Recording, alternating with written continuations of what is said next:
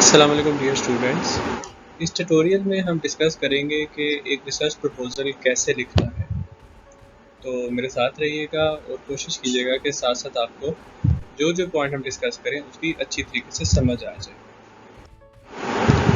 कोई भी research project करने से पहले या कि किसी भी किस्म की रिसर्च करने से पहले, चाहे वो एक लार्ज स्केल स्टडी हो जो गवर्नमेंट स्पॉन्सर्ड हो या उसका स्पॉन्सर कोई इंडिविजुअल बॉडी या यूनिवर्सिटी हो या कोई रिसर्च इंस्टीट्यूट हो, या वो आप पर्सनल लेवल पे कोई रिसर्च कर रहे हैं या आप अपनी पीएचडी या मास्टर्स की रिसर्च कर रहे हैं, उससे पहले एक प्रपोजल बनाया जाता है हमेशा।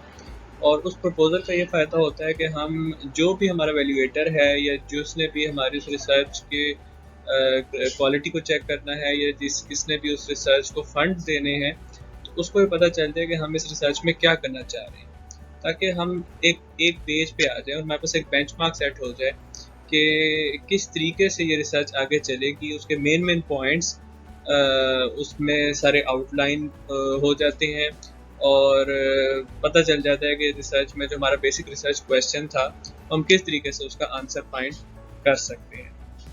थोड़ा सा हम उसमें और भी बातें इंक्लूड कर सकते हैं कि हम एक्सपेक्ट क्या कर रहे हैं रिजल्ट्स, और हम ये भी इंक्लूड कर सकते हैं कि कंपैरिजन, अगर हम ये मेथड यूज़ कर रहे हैं तो उसका क्या फ़ायदा होगा, हम कोई और मेथड यूज़ कर रहे हैं तो उसका क्या फ़ायदा होगा। तो एक तरह से ये हम इस रिसर्च प्रपोजल के ज़रिए कन्विंस भी कर सकते हैं कि किसी ने अगर हमें फंड देना है तो हम उसको कन्विंस कर सकते हैं कि जी हमारा रिसर्च प्रपोजल दूसरे रिसर्च प्रपोजल से बेटर है। हर रिसर्च प्रपोजल के कुछ बेसिक कंपोनेंट्स होते हैं। इनकी तरतीब थोड़ी आगे पीछे हो सकती है, लेकिन कुछ कंपोनेंट्स ऐसे होते हैं जैसे बहुत ज़रूरी होते हैं। जिस तरह हर रिसर्च प्रपोजल का एक टाइटल होगा, और बहुत सारे केसेस में आपका जो रिसर्च प्रोजेक्ट है उसका भी यही टाइटल होगा जो फाइनल आपकी रिपोर्ट बनेगी। एब्स्ट्रैक्ट होगा, उसमें इंट्रोडक्शन होगी, उसमें अभी हम आगे ये सारे वन बाय वन डिटेल में डिस्कस करेंगे। लिटरेचर रिव्यू एक बहुत इंपॉर्टेंट पोर्शन है। लिटरेचर रिव्यू के बगैर आमतौर पर रिसर्च स्टडी इनकम्प्लीट होती है। एम्स और सिग्निफिकेंस हो सकते हैं, लेकिन समटाइम्स एम और सिग्निफिकेंस किसी भी रिसर्च प्रोजेक्ट के हम उसके इंट्रोडक्शन में भी लिख सकते हैं। ऑब्जेक्टिव्स होते हैं, सेपरेट भी लिख सकते हैं, और इंट्रोडक्शन का या लिटरेचर रिव्यू का पार्ट भी उनको बना सकते हैं। उसके बाद क्वेश्चन, रिसर्च क्वेश्चंस, जो बेसिक क्वेश्चंस हमने डिराइव किए लिटरेचर रिव्यू से या हाइपोथेसिस। समटाइम ये रिसर्च क्वेश्चन जो हैं ये इंट्रोडक्शन में भी होते हैं लिटरेचर रिव्यू से पहले जो क्वेश्चन है हमारे, लेकिन हाइपोथेसिस आमतौर पे हम लिटरेचर रिव्यू के बाद ही लिखते हैं। मेथडोलॉजी होती है, इसको भी हम आगे डिस्कस करेंगे कि मेथडोलॉजी में क्या क्या सेक्शंस होते हैं। फिर एक प्लान देते हैं कि हमने एनालिसिस कैसे करना है, रिजल्ट्स को उनको प्रेजेंट कैसे करना है। बिब्लियोग्राफिक रेफरेंसेस होते हैं, और मोस्टली ये बिब्लियोग्राफिक रेफरेंसेस लिटरेचर रिव्यू में ही होते हैं जिनको हमने साइट किया होता है, उनकी लिस्ट हम यहाँ पे प्रेजेंट करते हैं। फिर एक टाइम टेबल होता है, एक स्केड्यूल होता है कि हम किस टाइम तक इसको कंप्लीट कर लेंगे, लेकिन दरमियान में जो जो हमने फेजेस बनाए होंगे वो फेजेस कब कब कंप्लीट होंगे, ये भी ज़रूरी होता है कि हम इसको मेंशन करें अपने रिसर्च प्रपोजल में। और अपेंडिसेस होते हैं जिनमें कुछ इम्पोर्टेंट चीज़ें हम उसमें मेंशन कर देते हैं। ये जाहिर सी बात है कि जब भी हम रिसर्च कोई भी करने जा रहे हैं तो उसका एक टाइटल तो ज़रूर होगा, और वो टाइटल जाहिर है कि जिस एरिया पे आप रिसर्च कर रहे हैं उस एरिया से रिलेटेड होगा। लेकिन उस टाइटल के अंदर कुछ इम्पॉर्टेंट बातें होंगी जो कि उसको अच्छा टाइटल बनाएंगी। सबसे पहले ये कि हर टाइटल जो है उसको हम कोशिश करते हैं कि ज़रा कंसाइज रखें, लेकिन इतना भी कंसाइज ना हो जाए कि उसके अंदर इम्पॉर्टेंट इन्फॉर्मेशन ना हो। एक तो आपके जो मेन वेरिएबल्स हैं, या अगर आप बहुत सारे वेरिएबल्स यूज़ कर रहे हैं तो उनका कोई कलेक्टिव नेम होगा। जैसे हम अगर पर्सनैलिटी की बात कर रहे हैं, हम पर्सनैलिटी के डिफरेंट डायमेंशंस को यूज़ कर रहे हैं, तो उनका जो कलेक्टिव नेम होगा पर्सनैलिटी, जैसे मैं कहता हूँ कि पॉजिटिव पर्सनैलिटी हो जाए या नेगेटिव पर्सनैलिटी हो जाए, या हम ये कह सकते हैं कि सोशल पर्सनैलिटीज़ हो जाएँ, या जिस किस्म के भी हम उनको एक बंच ऑफ नेम, हम उनका एक कंबाइंड नेम हम दे सकते हैं उसके अंदर। तो डिपेंडेंट वेरिएबल्स अगर बहुत ज़्यादा नहीं है तो हम थोड़े से वेरिएबल्स हैं तो उन वेरिएबल्स के नेम भी मेंशन कर सकते हैं। अच्छा, उसके बाद ये कि टाइटल में कुछ ऐसे कीवर्ड्स ज़रूर हों कि जब आपकी रिसर्च को कोई सर्च करना चाहे इंटरनेट पे तो उसके लिए उसको ढूंढना आसान हो जाए।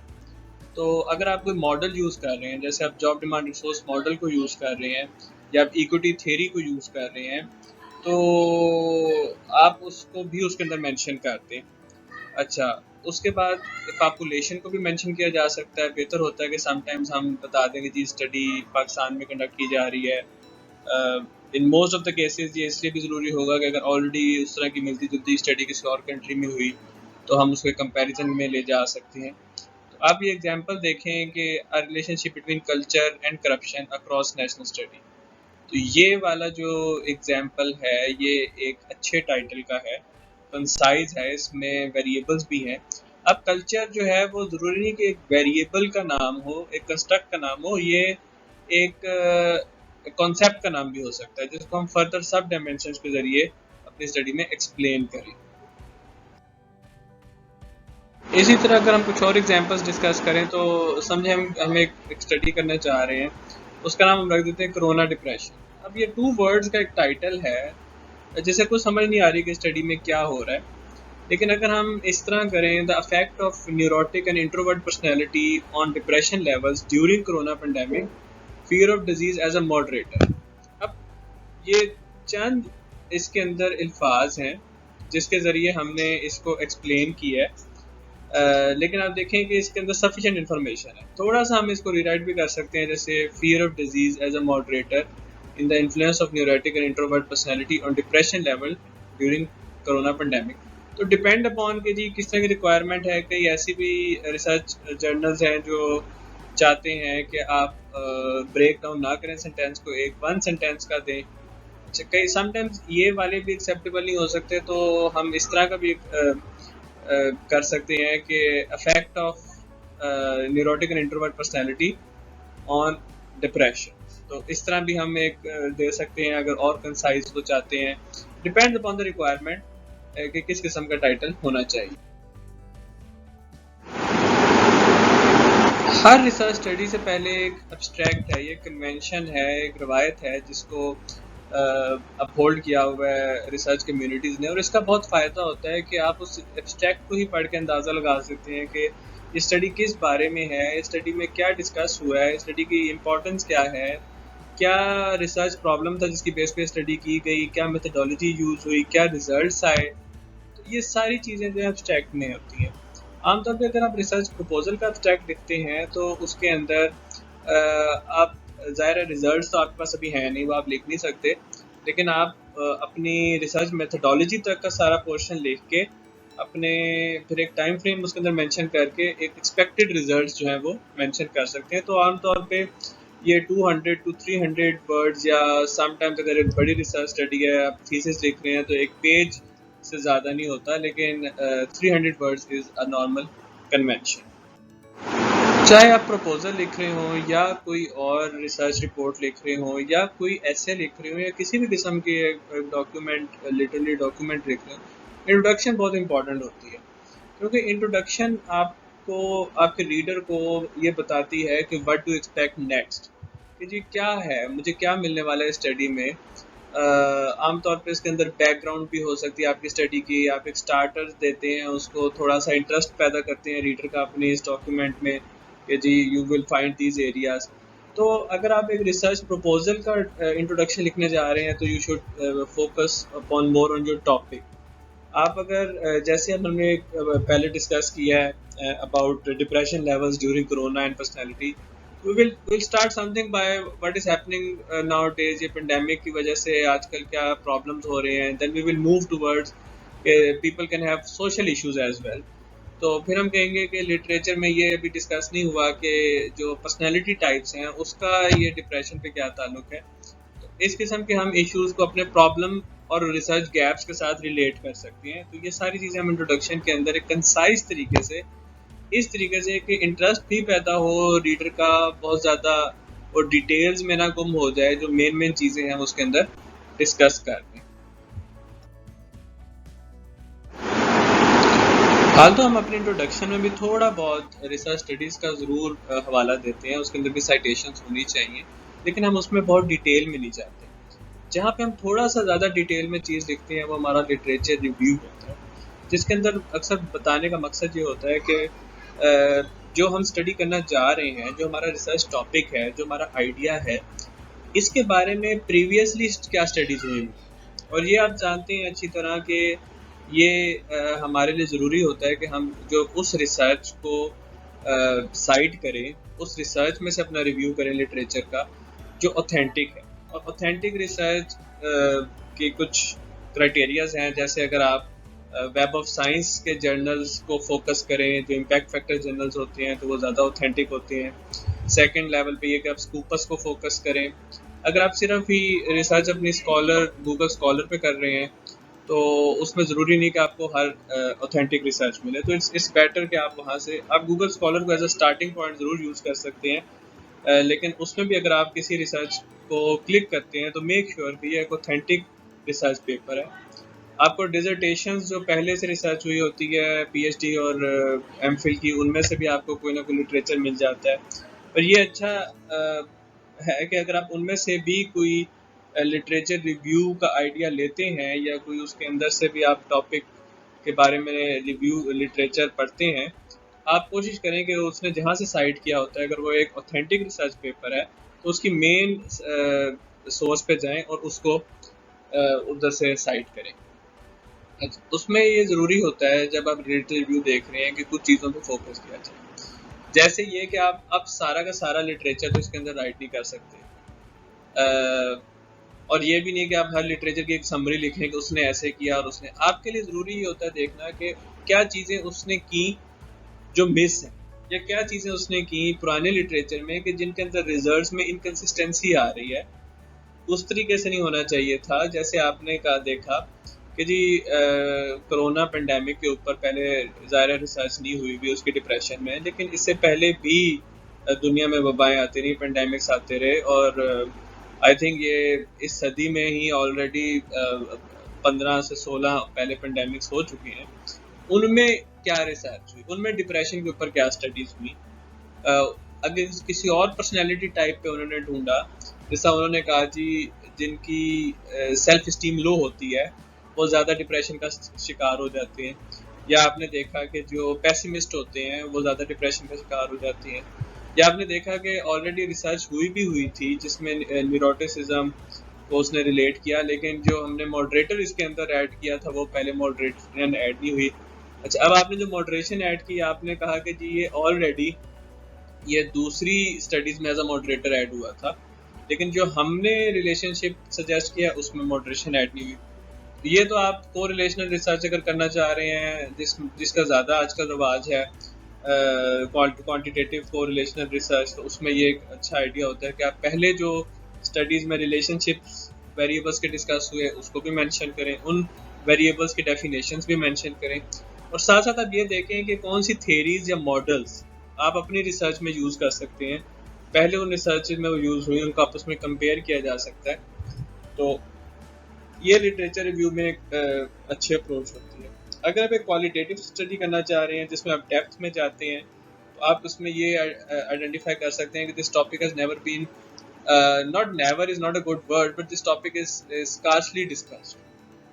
तो avoid using never in your research because you're not 100% sure कि पहले रिसर्च हुई, but up to best of your knowledge आपने ये कोशिश की कि आपने जितनी एक्सटेंसिवली लिटरेचर को स्टडी किया और आपने अंदाज़ा लगाया कि पुरानी स्टडीज़ में इनकन्सिस्टेंसीज थी, पुरानी स्टडीज़ में कंट्रडिक्शंस थी, या एग्जिस्ट ही नहीं कर रही थी स्टडीज़। स्पेसिफिकली आपने कहा जी कोरोना पेंडेमिक से रिलेटेड स्टडीज़ एग्जिस्ट नहीं कर रही, लोगों के डिप्रेशन के ऊपर अभी तक रिसर्च नहीं हुई, क्योंकि ये एक ऐसा पेंडेमिक है, ये एक ऐसी सूरत हाल है जिसका शायद अभी तक हमारी जनरेशन या हमसे पिछली जनरेशन से जो भी अब तक जिंदा जनरेशन उन्होंने सामना नहीं किया। 20वीं सदी के शुरू में एक स्पेनिश फ्लू आया था जिसमें इतना ज़्यादा अमवात हुई और इतने लंबा लॉकडाउन हुआ और इतना सोशल आइसोलेशन पे फोकस किया गया। उसके बाद पेंडेमिक्स पे इतना ज़्यादा नहीं हुआ। तो ये भी जहन में रखें कि आप एक नई स्टडी करना जा रहे हैं तो आपको उसकी जस्टिफिकेशन भी देनी पड़ेगी, लेकिन ये एक जस्टिफिकेशन नहीं है लोगों को सिर्फ ये बताने के लिए इस पे काम नहीं हुआ। नहीं, आपने ये भी बताना है कि काम नहीं हुआ तो ठीक है, काम होना जरूरी क्यों? हमें क्यों लोगों के डिप्रेशन को स्टडी करना है? क्या ऐसा तो नहीं कि जब सोशल आइसोलेशन या लॉकडाउन खत्म होगा तो इस डिप्रेशन की वजह से लोगों की वो प्रोडक्टिविटी नहीं रहेगी? तो इस किस्म के टॉपिक्स जो हैं वो आप इकोनॉमी से रिलेटेड, फाइनेंस से रिलेटेड, बिजनेस मैनेजमेंट से रिलेटेड, ह्यूमन रिसोर्स मैनेजमेंट से रिलेटेड, मार्केटिंग से रिलेटेड, सेल्स, बहुत सारे आपको इसमें आइडियाज मिल सकते हैं सिचुएशन को देखते हुए। उसको आप फिर जस्टिफाई करेंगे प्रीवियस जो उसके ऊपर वर्किंग या काम हुआ होगा।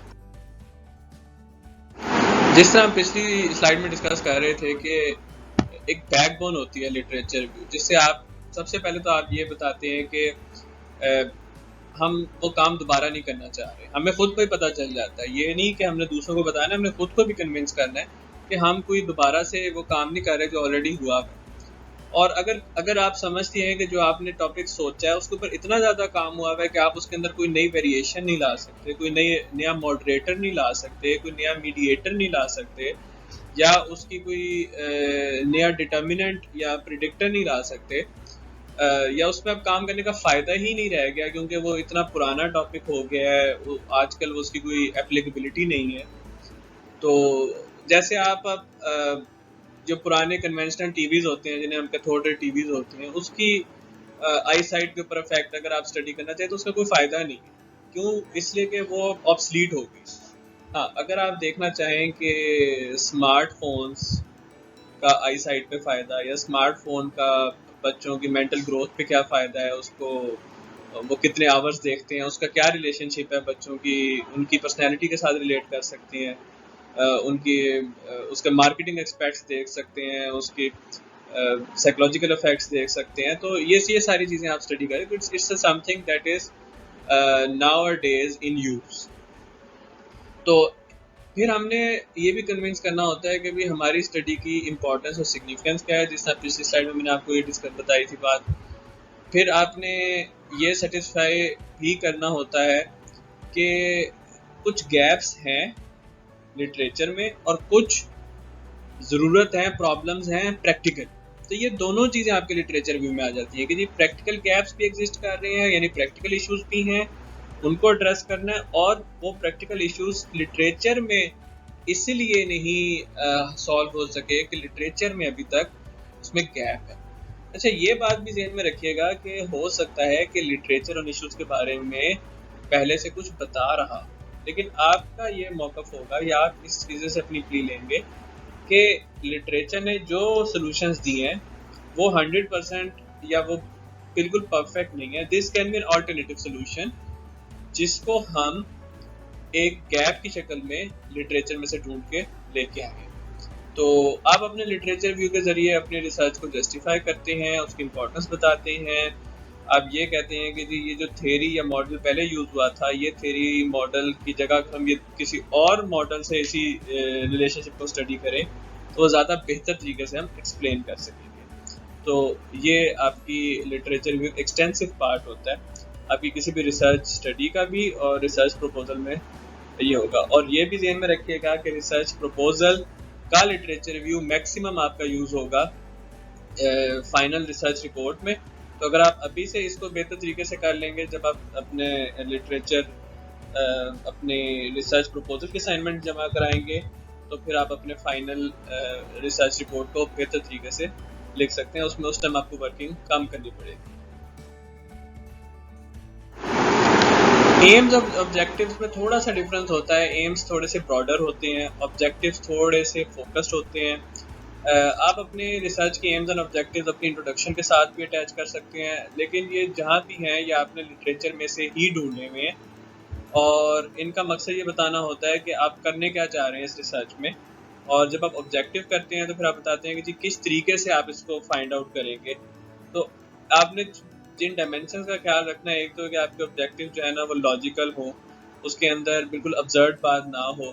फिर आपने ये देखना है कि आप जो रिसर्च करने जा रहे हैं क्या वो फिजिबल है भी, वो पॉसिबल भी है, या आपने कुछ किस्म का टॉपिक सोच लिया कि जिसपे आप अभी डाटा ही नहीं कलेक्ट कर सकते, अभी आपके पास ये अपॉर्चुनिटी नहीं है या डाटा अवेलेबल नहीं है, या स्टडी ऐसी है कि जहाँ पे आपकी एक्सेसिबिलिटी नहीं है, या जिसकी आपको समझ ही नहीं है, अभी आपका इतना इंटेलेक्ट लेवल ही नहीं हुआ कि आप उसकी उसके डायमेंशंस को, उसकी निटी ग्रिटीज को समझ सकें। तो ये चीज़ें भी ज़हन में रखनी चाहिए। रियलिज्म होना चाहिए उसके अंदर। फिर आपके जो कंस्ट्रक्ट्स हैं वो आपके ऑब्जेक्टिव में क्लियरली डिफाइंड हो कि how will you define culture. So the impact of culture on corruption is an aim. So what is culture, what are different aspects of culture, what are dimensions of culture. जैसे Hofstede के culture के models हैं, आपने study किए हुए, आप उनके जरिए अपने कल्चर के डायमेंशंस को ऑपरेशनलाइज कर सकते हैं। तो ये AIIMS and objectives can be part of literature review, can be before literature review, part of introduction as well.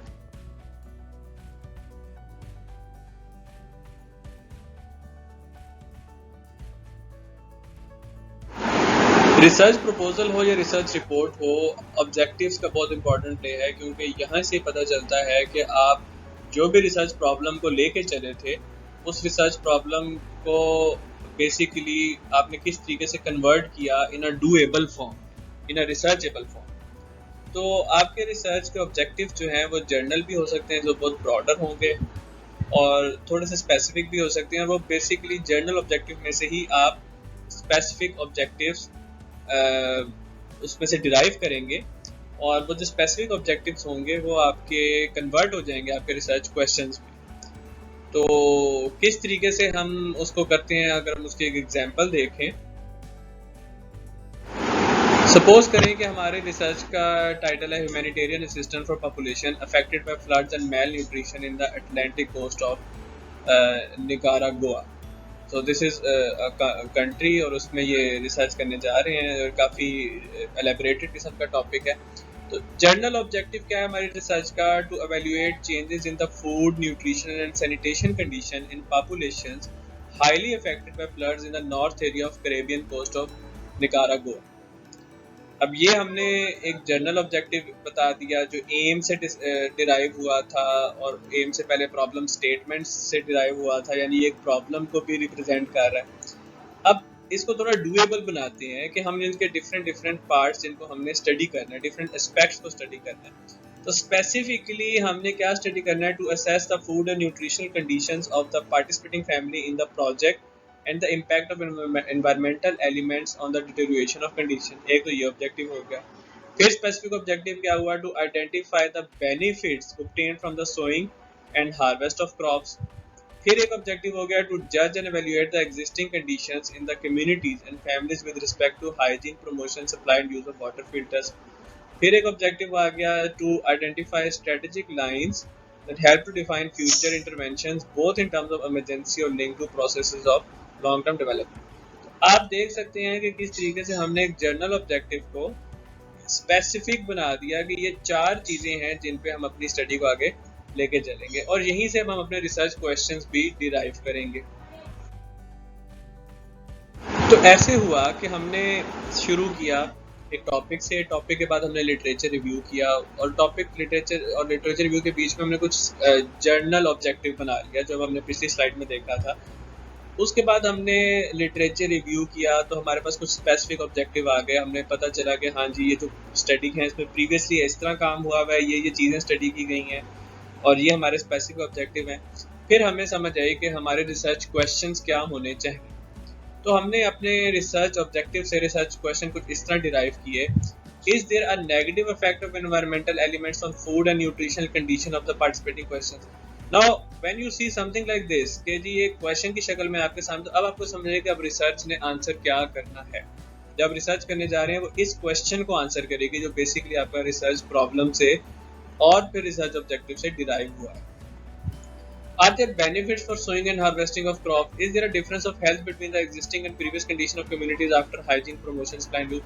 तो ये वो हमारी माइंड में क्वेश्चंस थे, जो इश्यूज थे, जिनको हमने अपने रिसर्च प्रोसेस के जरिए इन क्वेश्चंस को आंसर करना है। समटाइम्स ऐसे होता है कि हम क्वेश्चंस और हाइपोथेसिस अलग-अलग लिखते हैं, समटाइम्स हम उनको कंबाइन भी कर सकते हैं, because a hypothesis is actually a question but it is more of a practical question जिसको हम डायरेक्टली आंसर कर सकते हैं। तो ये पॉसिबल है कि क्वेश्चन थोड़ा सा एम्बिगुअस होता है क्योंकि उसके अंदर हर चीज़ डिटेल में नहीं, लेकिन हाइपोथेसिस बहुत स्पेसिफिक होता है जिसमें हम रिलेशनशिप्स को भी डिफाइन कर सकते हैं, जिसमें हम ग्रुप्स के लेवल्स को, मीन्स को भी डिफाइन कर सकते हैं। जैसे एक एग्जांपल आपके पास हाइपोथेसिस इस स्लाइड में है कि there is a positive relationship between malnutrition and growth of children. So now malnutrition is one construct that is measurable directly either using some method that is provided in the literature कि malnutrition को कैसे आपने measure किया है और growth of children को आपने किस तरीके से measure किया. तो ये specific example होगी hypothesis की.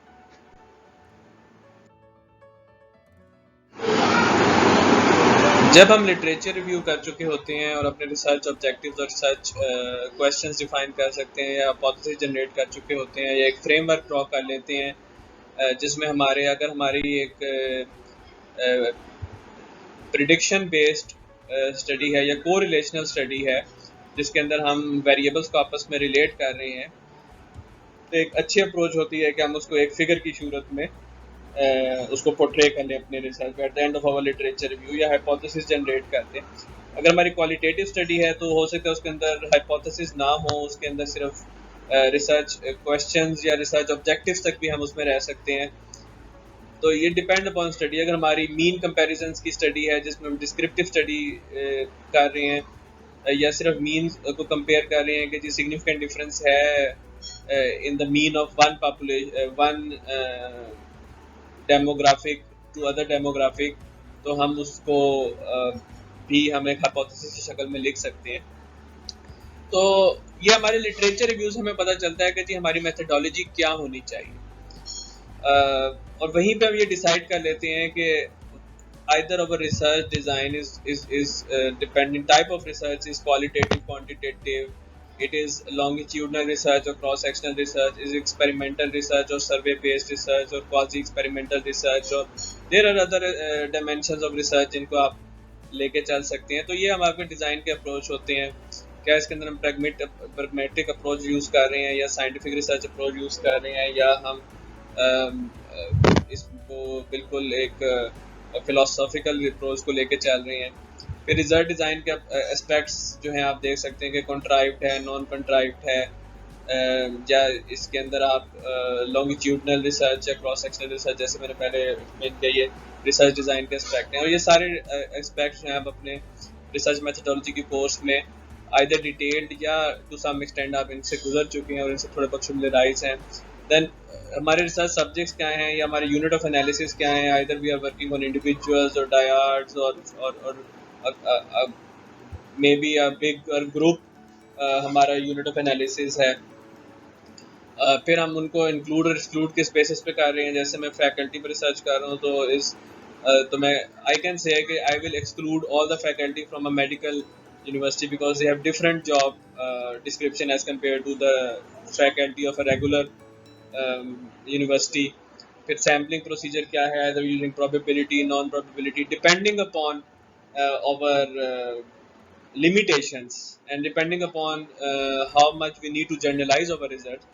So here it's important to understand that if we are doing a business research, so most of the sampling is actually based upon a non-random approach, and there are few research studies which highlights the importance of non-random sampling to grow the knowledge and to test something that is important because it's based upon some theory. So sampling में भी हमें देखना पड़ता है. और trend क्या है, 95% of the studies I think in the business and social sciences are based upon non random और कन्वीनियंट सैम्पलिंग. अगर हमारा सैम्पल साइज ही बहुत थोड़ा है, अगर हमारी पॉपुलेशन ही बहुत थोड़ी है, तो फिर हमें कोई और टेक्निक लगानी पड़ेगी. We can always go for cluster sampling. तो ये सैम्पलिंग में भी हमें डिस्कस होता है यहाँ पे कि जी कौन सा अप्रोच है. फिर क्या हम कोई अपनी स्टडी एक्सपेरिमेंटल है तो भी कौन कंट्रोल ग्रुप्स बनेंगे, किस बेसिस पे आप इनको डिवाइड करेंगे. अगर आपकी सिंपल क्रॉस सेक्शनल या कोरिलेशनल स्टडी है तो उसमें भी कंट्रोल की बड़ी इंपॉर्टेंट है. क्या एज आपकी कंट्रोल फैक्टर्स वेरिएबल्स हो सकते हैं कि नहीं. डाटा कलेक्शन प्रोसीजर मेजर्स ये सारे आपके मेथडोलॉजी में आते हैं. इंस्ट्रूमेंट्स अगर आपके पास अवेलेबल हैं तो आप उनको वहाँ पर लिख सकते हैं. अगर आप सेकेंडरी सोर्सेज से डाटा कलेक्ट करने का प्लान है तो आपने जी कहाँ से डाटा कलेक्ट करने का सोचा है, आप यहाँ पे मेंशन करेंगे. आपके पास कंपनीज के रिकॉर्ड्स हैं या कंपनीज की एनुअल शीट्स हैं जहाँ से भी आप उसको करेंगे, एनुअल रिपोर्ट्स हैं जहाँ से आप उसका डाटा कलेक्ट करेंगे, फिर डाटा एनालिसिस कौन से कहाँ से करना है, सॉफ्टवेयर कौन सा यूज़ करना है आपने इसमें, अगर आप क्वांटिटेटिव कर रहे हैं क्वालिटेटिव कर रहे हैं तो क्या प्रोसीजर होगा, उस डाटे में से आप ट्रेंड्स को कैसे फाइंड करेंगे। तो ये सारी चीज़ें आप अपनी मेथोडोलॉजी के सेक्शन में एलैबोरेटेड तरीके से लिख देते हैं। कोई भी research including the research proposal incomplete होती है अगर आप उसमें साइटेशंस या उसमें रेफरेंसेस नहीं ऐड करते। तो साइटेशंस के दो पार्ट्स होते हैं, यू नो दैट, कि इन टेक्स्ट होते हैं जिसमें आप मेंशन करते हैं विद इन योर टेक्स्ट के this study is actually referring to, और दिस आइडिया और this whatever is discussed on in these lines are basically referring is basically borrowed from this previous study। तो उसके styles होते हैं, वो style लिखने का तरीका भी आपको समझना चाहिए कि अगर आप स्टार्ट कर रहे हैं सेंटेंस तो ऑथर का नेम कैसे लिखेंगे। And here I am referring to the APA style of referencing which is quite famous in business and social studies। तो आपको क्या ऑथर का नाम ब्रैकेट से बाहर लिखना है, वो कौन सा सेंटेंस होता है, ऑथर का नाम ब्रैकेट के अंदर लिखना है तो वो कौन सा सेंटेंस होता है। क्या एक स्टडी को रेफर कर रहे हैं या एक से ज़्यादा स्टडी को रेफर कर रहे हैं। And then obviously the list of references at the end is a very important. Here I would suggest you के जी हम जब भी रेफरेंसिंग करें सो वी शुड ट्राई के हम कोई ना कोई उसके अंदर सॉफ्टवेयर यूज़ करें। एंड नोट्स है which is of course a proprietary software, but you can always use Mendeley which is free, and you also have a provision to do referencing using the words default referencing option। Appendices are important in sense कि कोई ऐसी चीज़ है कि जो हम अपने main text में नहीं लिख रहे या हम उसको मेन टेक्स्ट में ऐड नहीं करना चाहते, लेकिन हम उसको पार्ट ऑफ आवर प्रोजेक्ट या प्रपोजल बनाना चाहते हैं। जैसे हम अपने इंस्ट्रूमेंट्स जो डिटेल्ड हैं वो हमने अपनी बॉडी में अपने मेथोडोलॉजी में नहीं लिखे, वो हम इंक्लूड कर सकते हैं अपने अपेंडिसेस में। या हमने कोई परमिशंस ली हैं कॉपीराइटेड मटेरियल को यूज़ करने के लिए, हम उनको भी मेंशन कर सकते हैं। तो कवर लेटर्स हैं सर्वेस के, वो हम उसमें मेंशन कर सकते हैं अपने अपेंडिसेस में। वेरी इंपॉर्टेंट के अपेंडिसेस होने चाहिए और उसमें हम सारी डिटेल्स ऐड करें। प्रपोजल्स में ये रिकमेंडेड होता है कि एक स्केड्यूल, एक टाइमलाइन या डेडलाइन जहाँ तक आप कंप्लीट कर रहे हैं अपना प्रोजेक्ट, आप उसकी एक टेंटेटिव टाइमलाइन बना के दें। Obviously most of the time ये टाइमलाइन नहीं फॉलो हो पाती, but at least we have something to some benchmark to follow upon. तो जैसे आप देख सकते हैं कि गैंट चार्ट है, इस स्लाइड में आपको नज़र आ रहा है। तो उस गैंट चार्ट में मंथ्स हैं और इम्पॉर्टेंट फेजेस हैं आपके रिसर्च के।